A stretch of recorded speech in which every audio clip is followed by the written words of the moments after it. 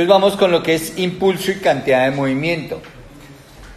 Si nosotros recordamos la segunda ley de Newton nos dice, la fuerza resultante sobre una masa se puede obtener como el producto de la masa por la aceleración que lleve esa masa. Esta fuerza obviamente es una cantidad vectorial, ya que la aceleración es una cantidad vectorial. La masa es una cantidad escalar, pero escalar por vector da como resultado un vector. Bueno, ahora, si nosotros nos vamos solo a la parte escalar, entonces podríamos decir que la fuerza es igual al producto de la masa por la aceleración, pero la aceleración es igual a la velocidad final menos la velocidad inicial sobre el tiempo. Si de acá este tiempo que está haciendo que en el denominador, sumando, restando, multiplicando, dividiendo, lo paso al otro lado, ¿pasa a qué? Multiplicar. Entonces, recuerde que este es el intervalo de tiempo, ¿no? Entonces tendré que F por el intervalo de tiempo es igual a M factor de velocidad final menos velocidad inicial. Bueno, representando así la velocidad final e inicial. Esta ecuación, fíjense que es la misma segunda ley de Newton. La misma segunda ley de Newton. Pero expresa una equivalencia. Esa equivalencia que está expresando lo del lado izquierdo, esto se llama el impulso. Y lo del lado derecho se llama la cantidad de movimiento. Entonces, ¿qué estamos diciendo? Que el valor del impulso es exactamente igual a la cantidad de movimiento. Y eso puede verse reflejado en esta situación. Fíjense que este es un palo de golf. Esto es una masa, ¿sí o no? Bueno, viene y le pega a esta otra masa. Esta masa aquí está con una velocidad inicial. ¿Qué velocidad inicial tiene esa masa? 0, ¿cierto? Pero tiene una velocidad inicial. Esa colisión entre el palito de golf y la pelotica dura una fracción de tiempo muy pequeña, de milisegundos, es cuestión de milisegundos. Pero durante milisegundos los dos tienen contacto. Y el palito lo que hace es aplicarle una fuerza a la pelotica, aplicarle una fuerza a esta masa, porque esto es una masa, ¿sí o no? Le aplica cierta cantidad de fuerza a esa masa durante un intervalo de tiempo muy pequeño. ¿Qué fue lo que vimos acá? Fuerza aplicada durante un intervalo de tiempo. O sea que, ¿qué proporciona? Un impulso. Le proporciona un impulso a esta pelotica. Como resultado, ella cambia la cantidad de movimiento. ¿Cómo era su cantidad de movimiento acá? 0, no tenía movimiento. Y ahora tiene una cantidad de movimiento que, fíjense, esta cantidad de movimiento es el producto de la masa por la velocidad. La velocidad, obviamente, con la cual salió la pelotica, que la puedo describir como la velocidad final. Y eso es lo que me describe aquí la segunda ley de Newton, expresada en esta manera. El impulso que se proporciona a un objeto es igual a la fuerza que se le aplica a él durante cierto intervalo de tiempo. Como resultado, cambia su cantidad de movimiento que posee. ¿Listo? Y esto lo vamos a aplicar en la solución de estos problemas. Vamos con el 9.1, impulso y cantidad de movimiento. Dice, una llave de tuercas, una llave, ¿cierto? De 0,5 kilogramos de masa. Cae desde una altura de 10 metros. Entonces imagínense una llave de 0,5 kilogramos, altura 10 metros. ¿Cuál es la cantidad de movimiento inmediatamente antes de tocar el suelo? Este sería un esquema de la situación. Aquí está mi llave de tuercas. Está a una altura de 10 metros. Entonces aquí vamos a señalar la altura. Esta altura a la cual se encuentra con respecto al piso son 10 metros. Bueno, como me preguntan que cuál es la cantidad de movimiento inmediatamente antes de tocar el suelo, ojo, entonces cuando la llave cae, lleva aquí cierta cantidad de velocidad, mire, antes de tocar el suelo, digamos un microsegundo antes. Si ahí lleva velocidad, entonces ahí lleva cantidad de movimiento. La cantidad de movimiento la vamos a trabajar con esta letra, P. y va a ser el producto de la masa por la velocidad. ¿Listo? Ahora, la variación en la cantidad de movimiento será la masa, velocidad final, menos velocidad inicial, que si nos vamos aquí a la ecuación del libro, la velocidad inicial es v sub 0. Así voy a calcular la variación en la cantidad de movimiento. Pero fíjese que aquí no necesito la variación en la cantidad de movimiento, me piden la cantidad de movimiento. Entonces vamos a utilizar la ecuación de arriba simplemente para calcular la cantidad de movimiento. Fíjese, debo conocer la masa. ¿Conocemos la masa? Claro, 0,5 kilogramos, ¿cierto? La masa de la llave, 0,5 kilogramos. ¿Conozco la velocidad final? La velocidad una centésima antes de tocar el piso, ¿la conozco? No la conocemos. Tenemos que hallarla. Tengo dos opciones para hallarla. O por cinemática, por las ecuaciones de caída libre, o por conservación de energía, haciendo balance de energía. Entonces vamos a hallarla haciendo balance de energía. ¿Qué energía tiene la llave aquí al principio, cuando está a 10 metros? Si la velocidad inicial obviamente ahí es 0. Entonces, ¿qué energía tiene? Tiene 0 de energía cinética porque no tiene velocidad, pero como está a una altura de 10 metros, tiene energía potencial. ¿Cuánta? Masa, gravedad, altura. Recuerden, la energía potencial es masa, gravedad, altura. Ahora, cuando va a tocar el suelo una milésima antes de segundo, o ya está a punto de tocar el suelo, ¿qué energía tiene cuando ya va a tocar el suelo? ¿Tiene energía potencial?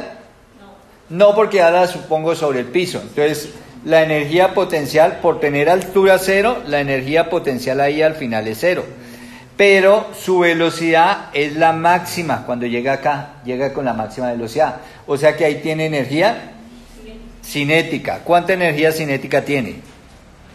1/2 de la masa por la velocidad al cuadrado. Ahora, recuerde que la energía al inicio tiene que ser la misma cantidad de energía al final. Entonces, si yo igualo la energía del comienzo a la energía del final, ¿qué voy a tener? Bueno, lo voy a hacer aquí abajo para tener campo para los otros problemas. Entonces, al inicio, la energía, toda potencial, masa, gravedad, altura. Al final, toda cinética, 1/2 de la masa por la velocidad final al cuadrado. Recuerde que aquí puedo cancelar las masas, no las necesito. Ese 2 que está dividiendo, lo puedo pasar a multiplicar, ¿cierto?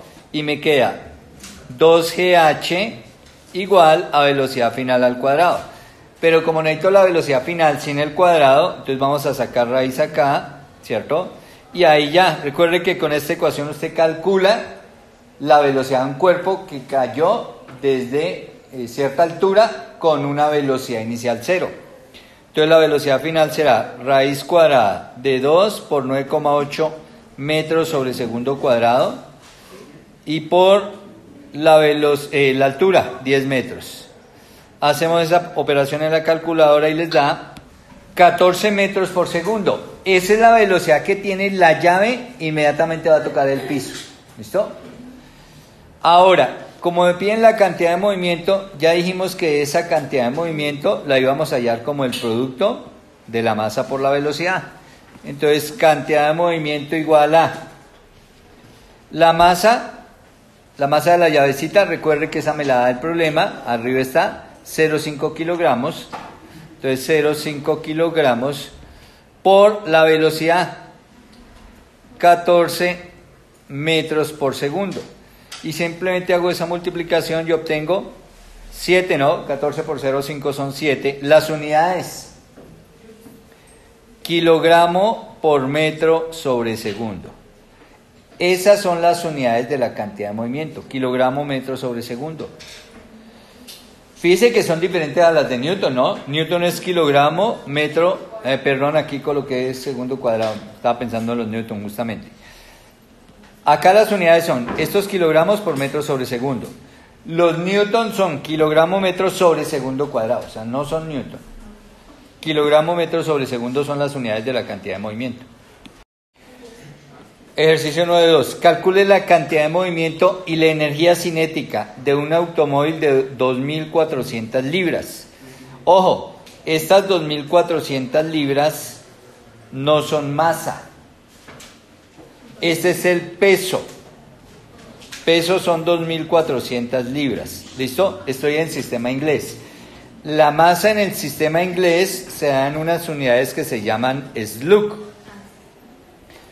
¿Listo? Entonces, un automóvil que pesa 2.400 libras y que avance hacia el norte a velocidad, ojo, él va a velocidad de 55 millas por hora. Recuerde que estos son valores de velocidad que se utilizan para el sistema inglés. Nosotros utilizamos kilómetros por hora. ¿Listo? Bueno, en unidades del sistema inglés, como me piden la cantidad de movimiento es la masa por la velocidad. La masa la voy a dar en slug y la velocidad la voy a dar en pies por segundo. Luego me toca hacer conversión. Entonces, lo primero es que si tengo el peso, a partir del peso voy a establecer la masa. Recuerde que nosotros sabemos que el peso es igual a la masa por la gravedad. O sea, 2.400 libras, que son slug por pie sobre segundo cuadrado, a eso equivalen las libras. Así como los newton equivalen a kilogramo metro sobre segundo cuadrado, las libras equivalen a slug pie sobre segundo cuadrado. Es igual a la masa, que no la conozco, por la gravedad en el sistema inglés. La gravedad en el sistema inglés es 32,2 pies sobre segundo cuadrado. De acá despejamos la masa, entonces serán los 2.400 slug pie sobre segundo cuadrado dividido, ¿cierto? Porque la gravedad que está multiplicando baja a dividido 32.2 pies sobre segundo cuadrado. Y entonces lo que les decía, fíjense que las unidades se me cancelan acá y las unidades de masa me quedan en slug. Entonces la masa de ese automóvil es 74,53 slug, ¿no? Esa es la cantidad de masa del automóvil. ¿Listo? Ahora, como solamente me piden la cantidad de movimiento, entonces cantidad de movimiento igual al producto de la masa, 74,53 slug, por el valor de la velocidad. ¿Cuánto es la velocidad? 55 millas por hora, pero las debo pasar a pies por segundo. Entonces, al ladito de una vez hago la conversión. Entonces, ¿qué decimos? Que una milla en pies equivale a... Entonces, una milla son 5.280 pies. Obviamente coloqué las millas abajo para cancelar a las millas de arriba, ¿cierto? Y al ladito de una es por la relación entre horas y segundos. Una hora, 3.600 segundos, ¿cierto? Puedo cancelar horas con horas y el resultado de esta cantidad de movimiento, fíjese en qué unidades me va a quedar. En slug pie sobre segundo. Bueno, obtenemos 6.012 slug pie sobre segundo, que estas son las unidades para la cantidad de movimiento, ¿no? Se nota con esta letra, con la letra P. Vamos con el ejercicio 9.3 que dice, un camión de masa, pues no dice masa, no, pero 2.500 kilogramos es masa, viaja a velocidad de 40 kilómetros por hora, golpea a una pared de ladrillo. Entonces, ahí está el camioncito, viene andando, más arriba, ahí está el camioncito, ¿cierto? Viene andando y colisiona de frente con esa pared de ladrillo, ¿listo? Obviamente el camioncito aquí va a quedar arrugado, ¿listo? Él viene a velocidad, ojo, ahí está a velocidad de 40 kilómetros por hora, esa es la velocidad a la cual viene. Entonces colisiona con la pared de ladrillo y se detiene a los 0,2 segundos. Entonces se deforma y cuando han pasado 0,2 segundos, después de que tocó la pared y colisionó, se detuvo. ¿Cuál es el cambio en su cantidad de movimiento? Ojo, ya me dicen cambio, la variación en la cantidad de movimiento. Recuerde que esa variación se halla como masa, velocidad final menos velocidad inicial. así hallo la variación en la cantidad de movimiento y esto es lo que me están preguntando. La otra pregunta, ¿cuál es el impulso? Entonces ya lo dijimos al principio, ¿cierto? Cuando hicimos la deducción de la ecuación, el impulso es F por delta de t y es igual a la variación en la cantidad de movimiento. ¿Listo? Entonces me están preguntando por el impulso y ya sabemos que el impulso es igual a la variación en la cantidad de movimiento.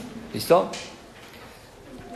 La otra pregunta, ¿cuál es la fuerza media sobre la pared durante el choque? Acá, el camioncito venía y aplicó una fuerza aquí a la pared. Le hizo fuerza a la pared. ¿Cuánta fuerza en promedio le hizo? La fuerza media. ¿De cuánto es? Bueno, entonces empecemos contestando la pregunta A. La pregunta A, ¿cuál es el cambio en su cantidad de movimiento? Entonces, acá A, cambio en la cantidad de movimiento. Entonces recuerde, delta de P igual a masa. La masa del automóvil son 2.500 kilogramos. Factor D, la velocidad final del automóvil, ¿cuánto será? 0. Porque se supone que si choca, se detiene y queda con velocidad 0. Menos la velocidad inicial. ¿Cuánto es la velocidad inicial? 40 kilómetros por hora. Pero recuerde que esto lo debo pasar a metros por segundo. Entonces, una hora, 3.600 segundos. Y por un kilómetro, 1.000 metros. Aquí ya podemos cancelar kilómetros con kilómetros y horas con horas y me va a quedar en metros por segundo, ¿cierto? Bueno, si hacemos esa operación, recuerde que, ojo, es 2.500 factor de este resultado. Entonces, variación en la cantidad de movimiento igual a menos 27.750 kilogramos por metro sobre segundo. Eso fue el cambio en la cantidad de movimiento. ¿Por qué negativo? Porque fíjese que 0 menos, entonces esta cantidad es negativa, 0 menos esta cantidad, pues esto me va a quedar negativo, y negativo por 2.500, pues esto me va a quedar negativo. ¿Por qué? Y digamos, para que positivo, ¿cómo se dice? Pero ya está positivo. O esta. Obviamente si depende también la referencia. Entonces, si yo estoy considerando este como el eje X positivo, pues quiere decir que esa variación va en sentido negativo. ¿Listo? Si cambio el sentido del eje X, pues ahí la variación me va a dar positiva. ¿Listo? Bueno, ahora vamos para la pregunta B. La pregunta B, ¿cuál es el impulso? Pues recuerden que la variación del impulso es igual a la variación en la cantidad de movimiento. O sea que el impulso fue también menos 27.750 kilogramos metros sobre segundo. Porque recuerde la igualdad de la ecuación. Bueno, el C, ¿cuál es la fuerza media sobre la pared durante el choque? Ahora, recuerde que el impulso es igual a F por delta de T. De donde si yo despejo F, F va a ser igual al impulso sobre delta de T. El impulso menos 27.750 kilogramos metros sobre segundo sobre delta de T. Dice que la colisión, el problema de ese dato, ¿no? Que la colisión dura 0,2 segundos, ¿no? 0,2 segundos, una quinta parte de un segundo. Bueno, si hacemos esta división, la fuerza nos da, bueno, esta fuerza nos da, obviamente me comí aquí el negativo, menos 138.875 newton. El newton sale porque aquí me sale kilogramo metro. Ah, bueno, aquí le había colocado, esto es solo segundo, ¿no? Y este segundo por este segundo por segundo me da segundo cuadrado. Kilogramo metro sobre segundo cuadrado me forma el newton. Y ese es el valor de la fuerza. Bueno, corregimos acá, el resultado de la operación en la calculadora es 138.750. Siguiente ejercicio 9.4 que dice, ¿cuál es la cantidad de movimiento de una bala de 3 gramos que se mueve a velocidad de 600 metros por segundo en dirección 30 grados por encima de la horizontal? ¿Cuáles son sus componentes horizontal y vertical de la cantidad de movimiento? Entonces vamos a hacer el dibujo. Bueno, entonces aquí estaría el dibujo de la situación, ¿cierto? Me preguntan por la cantidad de movimiento. ¿Cómo calculamos la cantidad de movimiento? El producto de la masa por la velocidad. O sea que la cantidad de movimiento es la masa, como son 3 gramos, eso es 0,003 kilogramos, por la velocidad 600 metros por segundo. Entonces hacemos ese producto y obtenemos que esa cantidad de movimiento es 1,8 kilogramos metros sobre segundo. Pero ya dijimos que la cantidad de movimiento es un vector. Entonces yo lo puedo dibujar acá, esa cantidad de movimiento, a través de una flechita, miren, porque es un vector. Lo represento la cantidad de movimiento a través de este vector, que es el vector P. Fíjense en la siguiente pregunta, ¿cuáles son las componentes horizontal y vertical de ese vector? Entonces, como me están preguntando por las componentes, recuerde que yo acá voy a formar un triángulo. Bueno, primero voy a colocar unos ejes coordenados acá, ¿cierto? Voy a trazar líneas punteadas horizontales, líneas punteadas vertical, ¿cierto? Vertical y horizontal, para determinar las dos componentes. Las dos componentes de esa cantidad de movimiento, de ese vector, están justo acá. Esta es una, y esta sería P sub X, cantidad de movimiento sobre el eje X. Esta de acá será cantidad de movimiento P sub Y, cantidad de movimiento sobre el eje Y. Me piden las componentes de ese vector. Entonces fíjense acá, manejaré este triángulo, ¿cierto? Que ese triángulo es rectángulo, forma ángulo de 90 grados. Acá en esta parte el ángulo de 90 grados. Y, ojo, como pegué el ángulo al eje X, ustedes se acuerdan que cuando se pega el ángulo a la horizontal, o al eje X', cuando se pega el ángulo a la horizontal, la X es con coseno y la Y con seno. Luego, PX será igual a 1,8 kilogramos metros sobre segundo por coseno de 30 grados. Y la componente vertical, 1,8 kilogramos metros sobre segundo, seno de 30 grados. Las calculamos y obtenemos el valor de las dos componentes. Bueno, y ahí están las dos componentes. La componente en X, 1,55, y la componente en Y, 0,9 kilogramos metros sobre segundo. Esta componente, tal como tengo mi dibujo, irá hacia arriba, y esta componente, tal como tengo el dibujo, irá a la derecha. Y ahí están las dos, al contrario, ¿no? Ahora sí, ahí está el dibujo de las dos componentes.